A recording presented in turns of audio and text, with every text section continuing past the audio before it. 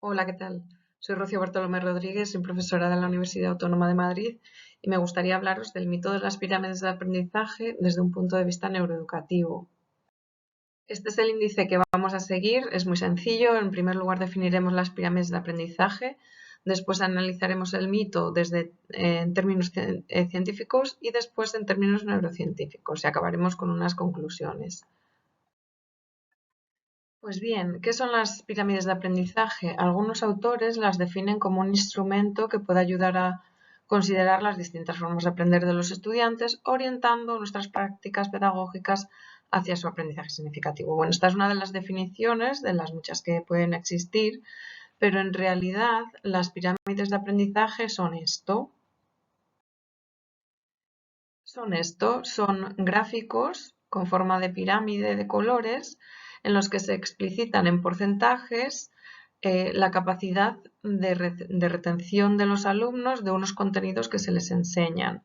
Aquí tenemos diferentes pirámides de aprendizaje y como se puede ver en casi todas aparece el mismo porcentaje en cuanto a capacidad de retención, un 5% de lo que escuchamos a un profesor es lo que retenemos, un 10% de lo que leemos en un libro, un 20% de lo que vemos.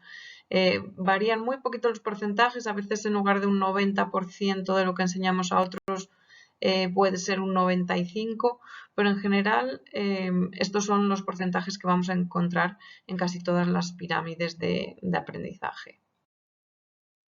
Ahora bien, ahora ya pasando al segundo punto, vamos a analizar detalladamente quién es el autor o autores de estas pirámides, qué metodologías siguieron para llegar a estos resultados y cómo los difundieron, si es que los difundieron en su época. Pues bien, cuando uno profundiza un poco más en la autoría de estas pirámides de aprendizaje, se encuentra con que no hay tal autoría. Bueno, en realidad sí, en realidad hay tres supuestas atribuciones a tres personas que se cree que las han ideado, pero en realidad esto no es así. En algunas ocasiones se le atribuyen a Cody Blair, en otras a Edgar Dale y en otras a William Glasser. En cuanto a la metodología que siguieron las personas que llegaron a estos porcentajes, no está clara, no se sabe en realidad qué metodología, si fue cuantitativa, cualitativa, cómo se llevó a cabo todo el proceso, no se sabe de dónde han salido estos porcentajes. Y es muy llamativo que todos los porcentajes aumentan de una manera eh, muy concreta, un 5, 10, 20, 30, 50, todos sabemos en investigación que es muy difícil llegar a estos resultados, incluso en condiciones de laboratorio donde están más controladas las variables, es muy difícil llegar a obtener estos resultados tan específicos y tan concretos. Entonces, se desconoce por completo cuál es la metodología que se siguió para llegar a estos resultados y tampoco se sabe dónde se publicaron por primera vez estos resultados. Hay una investigadora que ha estado indagando y cree que que podría haber surgido por primera vez estos porcentajes en 1850, pero obviamente no se han encontrado revistas que hayan pasado un filtro, una revisión por pares, ni que haya estado documentado de ninguna manera, por lo que estos datos no tienen ninguna relevancia. Puesto que no se conoce el autor ni el medio que primero publicó estos datos, no sabemos, como ya decíamos antes, si estos resultados pasaron por un proceso de evaluación por pares, que sería el último paso del método científico, ¿no? La difusión de los resultados en revistas revisadas por pares. Sin embargo, en la actualidad, recientemente, en las últimas décadas, sí encontramos artículos de revistas publicadas por pares donde aparecen estas pirámides de aprendizaje. En concreto, entre 1990 y 2013 aparecieron 418 artículos revisados por pares. 11 artículos aparecieron en enciclopedias. Y en 2023, si hacemos ahora mismo una búsqueda en Google, veremos que aparecen más de 96 millones de resultados donde se mencionan estas pirámides de aprendizaje si hacemos la búsqueda en inglés y más de 7 millones si lo hacemos en español. Ahora pasamos ya al punto que más nos interesa, que es el punto 3, donde vamos a analizar este mito en términos neurocientíficos. En concreto, nos vamos a centrar en estas dos partes y es que no dejan de ser pioneras estas pirámides del aprendizaje en algunas cuestiones, si bien, por supuesto, los porcentajes no tienen ninguna credibilidad, ninguna validez científica, sí hay que reconocer el valor que tienen en cuanto que en esos porcentajes, los más bajos, son los que recogen, de alguna manera, la forma en la que aprendemos de peor manera, digamos. Y los porcentajes más altos sí recogen la manera más óptima, ¿no? de aprender. En este sentido, podemos decir que tienen cierto sentido estas pirámides de aprendizaje, pero por supuesto los porcentajes no revelan nada, porque lo que sí revela que esto es así son los avances en neurociencia que sí han estudiado cómo aprende el cerebro y pueden aportar datos sobre las formas de aprendizaje o la capacidad de retención de la información de los estudiantes. Vamos a aportar los datos de algunos estudios que indican cuál es la mejor y la peor manera de aprender. En este caso aportamos estos datos del estudio de Poe, Svensson y Picard, por el que le pusieron una pulsera electrodérmica a un estudiante del MIT, la llevaba todo el día, así durante varios días, y medían la actividad cerebral de este estudiante. Los resultados a los que llegaron fueron que la actividad cerebral del estudiante durante una clase magistral en la que el estudiante está solo escuchando al profesor era la misma que cuando estaba tumbado en su casa viendo la tele o incluso la misma que en algunas fases del sueño. Entonces, la escasa activación cerebral del estudiante durante la clase magistral demuestra que no es quizá uno de los mejores métodos para aprender el de solo escuchar. Esto me lleva a pensar en unas palabras del profesor Jesús Guillén, donde dice que quizá los profesores debíamos intercambiar roles con nuestros estudiantes y dedicarnos a escuchar más y hablar menos. De hecho, hay otro estudio de otros investigadores que demuestra que cuando el estudiante se siente protagonista y se le escucha y se le da participación, se le permite participar, su rendimiento aumenta.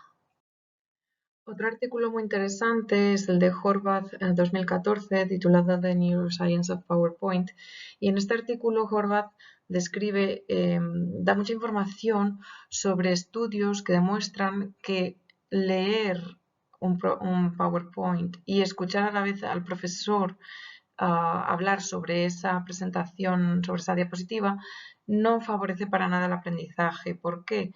Porque cuando leemos existe como una voz interior que va escuchando, que vamos escuchando, ¿no? Y utiliza unos circuitos neurales que son los mismos circuitos neurales que se utilizan para escuchar a esa voz exterior del profesor que nos está hablando. Entonces hay una sobrecarga cognitiva ahí que impide que se asimile y se entienda la información. Por eso no es bueno utilizar PowerPoints cargados de texto, cargados de letra, porque no permiten el aprendizaje.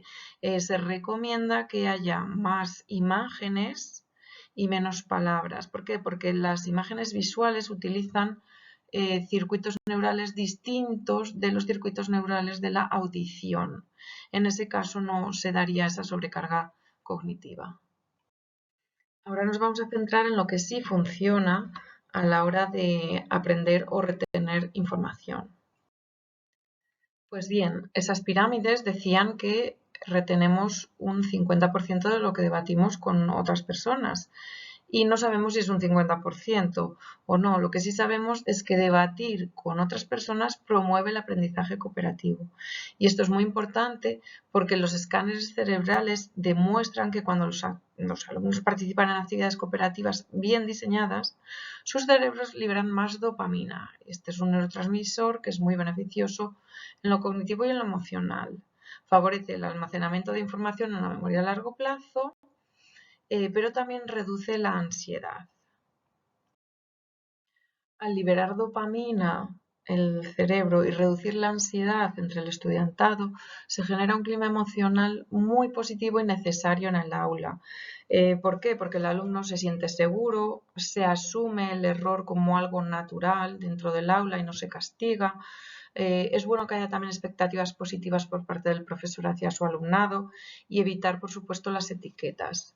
Todo esto favorece el aprendizaje.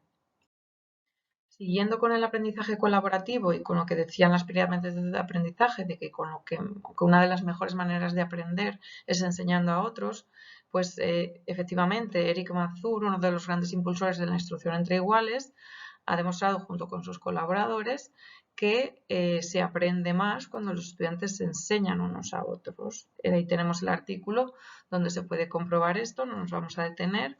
Pero ¿por qué se aprende más enseñando unos a otros? Pues porque nuestro cerebro es social. Es decir, desde pequeños, desde que nacemos, necesitamos estar en continua interacción con otros para que nuestro cerebro se desarrolle y evolucione, ¿no? Aquí juegan un papel muy importante las neuronas espejo, claro, porque las neuronas espejo constituyen el sustrato cerebral de esa tendencia que tenemos los humanos a imitar a otros humanos, ¿no? Entonces, aquí los profesores tenemos que tener esto muy en cuenta porque al final los estudiantes van a imitar el modelo del que les sirvamos nosotros para, pues, para sus clases, para resolver sus problemas, incluso cuando enseñan, si llegan a enseñar, van a quizás repetir los modelos que ellos han seguido en clase. O sea que es muy importante tener en cuenta todo esto para no repetir modelos erróneos.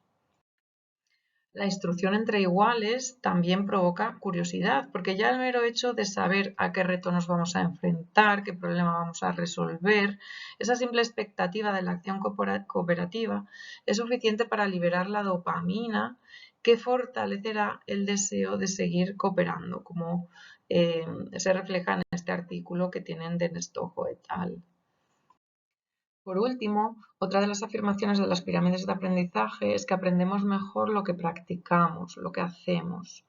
Pues bien, hay metodologías activas de aprendizaje como el aprendizaje basado en proyectos, el aula invertida, el estudio de casos, el aprendizaje servicio y otras muchísimas más, que lo que hacen, lo que buscan es la cooperación. ¿Y por qué buscan esta cooperación entre estudiantes? Porque se activan regiones del sistema de recompensa cerebral, como el núcleo accumbens o la corteza prefrontal ventromedial. Esto hace que el aprendizaje sea más significativo. Por tanto, después de todo lo dicho anteriormente, ya terminamos con estas conclusiones y es que los argumentos de las pirámides de aprendizaje son una falacia de doble tipo. Por un lado es una falacia ad populum porque defiende una idea apelando a la cantidad de personas que la defienden. Es decir, como hay publicados centenares de artículos sobre las pirámides de aprendizaje o que utilizan el argumento de las pirámides de aprendizaje para justificar ciertas metodologías, pues ya damos por sentado que son verdad, que es así, que como hay muchas personas que las utilizan, pues tienen que tener razón. Y de eso una falacia ad veracundiam, porque también pretenden defender una proposición apoyándose en la autoridad de quien la defiende. Y es que a veces son muy citados algunos artículos y algunos libros que utilizan estas pirámides de aprendizaje. Y como lo dice una persona que tiene cierta autoridad, pues ya creemos que tiene garantía absoluta de certeza y que esto es verdad. Pero esto no es así. Por tanto, la capacidad de retención de los estudiantes o la capacidad de aprendizaje hay que demostrarla con argumentos científicos y con metodologías bien diseñadas, validadas y fiables, que permitan ser replicadas para corroborar o contradecir los datos. Y hoy día la mejor manera de comprobar esa capacidad de retención de los estudiantes es a través de estudios experimentales con instrumentos de medición, como ya decimos, neurocientíficos fiables, como electroencefalogramas, escáneres cerebrales o pulseras electrodérmicas. Es decir, debemos confiar más en la ciencia y en la neurociencia que no en gráficos de colores que aportan unos datos que no son para nada fiables. Esta es parte de la bibliografía que hemos utilizado y os agradezco enormemente el tiempo que habéis dedicado a escuchar esta presentación. Para cualquier duda, pues estoy disponible en el foro para poderla resolver. Gracias.